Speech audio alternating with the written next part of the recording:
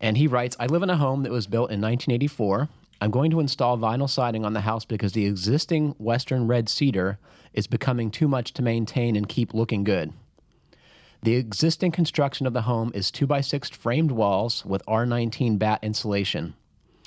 The sheathing is 1-inch R-Max with metal strapping used to cross-brace the corners, providing lateral support. On top of the R-Max is 1x8 tongue-and-groove cedar. There is no rain screen behind the cedar, and neither is the R-Max taped at the seams or sealed at the bottom or top plate. I've encountered some shrinkage of the cedar over the years, but cupping is very minimal. The finish has deteriorated and is now peeling. Since I plan on applying vinyl over the existing cedar, would it be best to apply a house wrap over the cedar?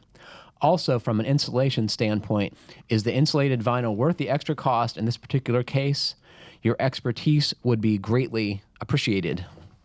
Who wants to start off there? I have one thing that I want to get to, but I'll wait. Well, I mean, there's a couple things, but I mean, I think probably the lack of a rain screen is probably what's largely contributing to this finish failing to begin with. So I think, I mean, before I went the route of maybe vinyl, we should tell folks why you think that. Yeah. So the cedar, the siding isn't allowed to basically dry out from the back, and that's staying wet, and any moisture that's getting in there is trying to basically push back through the paint. And I think that is partly what's causing, the paint to delaminate or whatever finish is on there. So the water gets behind the siding, and then it wants to dry as a vapor, right? It wants to get out of there, but the paint is in the way, so it's pushing against the paint. And although latex paint is somewhat vapor permeable, oil paint is not, largely, and even multiple layers of latex paint are comparatively impermeable. Yeah. But I don't know. I mean, you probably know better about it. Well, so the thing is, the tough thing with retrofits is that, you're tempted to want to leave as much in place because of the labor and disposal costs and not having to start from scratch, because it's kind of like the difference between a new house and a retrofit is that in a new house, you spend a couple extra $1,000 to put the right materials in to make a better envelope and add a few flashing, make sure your flashing details are good. But in this case, you're basically trying to, layer all these different layers, and it starts to get really complicated in deciding what is going to work and what's not going to work. I mean, the one thing, I was looking at the Vinyl Siding Institute, and they were talking about covering up, going over this wood. They say that you should have a water-resistive barrier underneath vinyl siding. And they say it's okay to fasten siding to cedar boards? Well, so the thing is, for fastening purposes, I think in most cases they want to see you getting right into the framing, right? Or solid sheathing. Yeah. Although in my reading in the Vinyl Institute's instruction manual, I mean, obviously they say always defer to the particular manufacturer's instructions, and even the codes generally say that. So if you're working with a new material, rather than trying to write all that stuff into the code, they say refer to the manufacturer's manual unless something is actually conflicting with a very important detail in the code. Now, I had a similar kind of question that I posted on GBA about going over. I already have vinyl over cedar clapboards over the no sheathing on my old house, and it was that way when I got there. And so ideally, I would love to add some rigid foam to the outside, and maybe that would mean pulling the vinyl off, put the foam on, put it back on. And on Green Building Advisor, everyone was pretty quick to point out that if you just do it that way, without removing the windows, without removing the old siding, your air sealing details are going to be really difficult to work with. Flashing details are not going to be to the standard that you ideally should have them at, and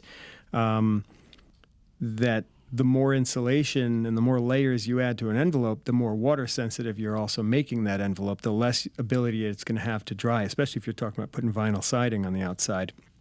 And so... Back up there. So why is the vinyl the problem, Rob? Well, I'm just because especially if he's putting the insulated one, which he was asking about, because you're reducing you got another layer of an impermeable material that is making it harder for it to dry to the outside. Now, the perm rating for vinyl is kind of a weird thing because the material itself is not vapor permeable at all, but the assembly, the way it's assembled and installed, the way it's installed, it has so many air leaks that it dries really well. Except, and this is another thing I saw Martin Holliday mention, if you add the insulation to the back of that vinyl siding, you're creating less of an airspace, and you're also creating something that's going to block the heat transfer. So that's the part I wanted to answer right away about this is, so the insulated vinyl siding, to me, negates the best attribute of vinyl siding, which is its ability to dry. Sure. Now you put this foam layer back there, and interestingly, I actually have this material on my house. And what I find when I take it off to look at stuff or to do work is it's full of insects. It is completely full of bugs. Not living bugs, but dead bugs. And I don't know how they're getting in there. I don't know what's going on there, but stay away from that product because it takes what is good about vinyl siding and ruins it. Yeah, I mean, they're basically trying to give you this added value product. And it doesn't work by research. Research would indicate it doesn't work as adding thermal insulation. Sure, because you're putting the insulation at the wrong place in the assembly. And there's cracks everywhere. Yeah. So stay away from that.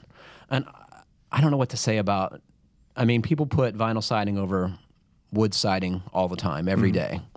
I worry about, without pulling everything off, getting the flashing details and the air sealing details. I think that's greatly complicated.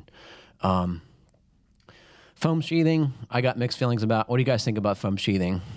You know, I've been out of the loop for a little while, and I know that it was just like in the green building or, energy efficiency community, it was like the thing to do. Exterior rigid foam, it's the only way to go. And then now we're starting to adopt materials that have been around forever in the commercial community, like the rigid rock wool, rigid mineral wool.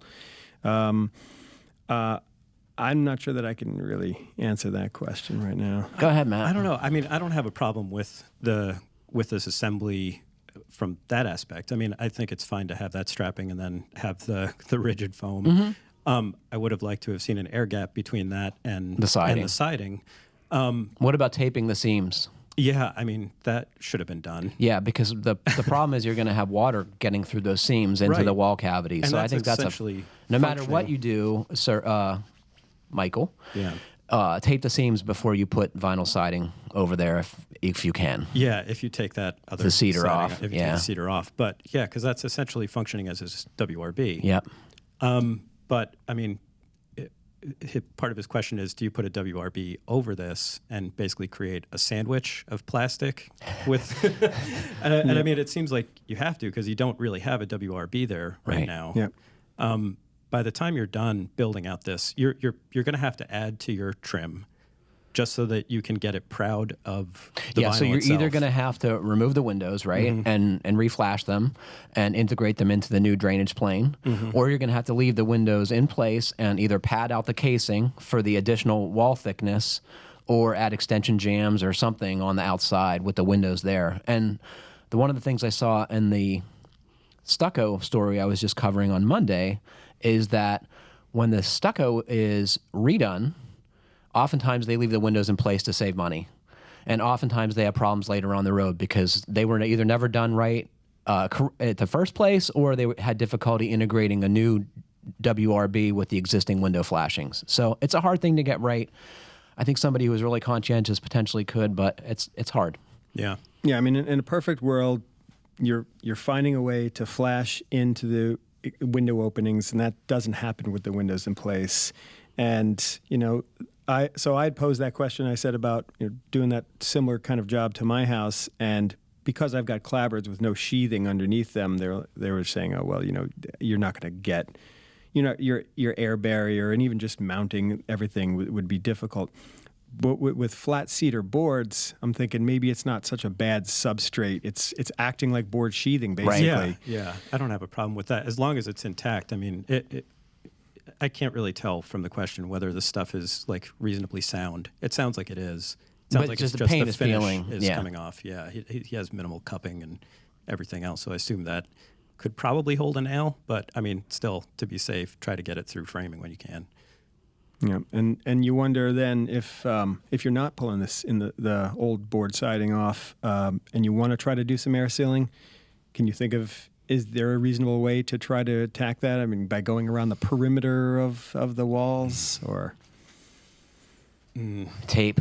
Yeah. And I think I'd go to Martin Holliday's backyard tape test for guidance on what the best particular tape is to adhere to whatever type of foam he has. The different tapes stick better to different things.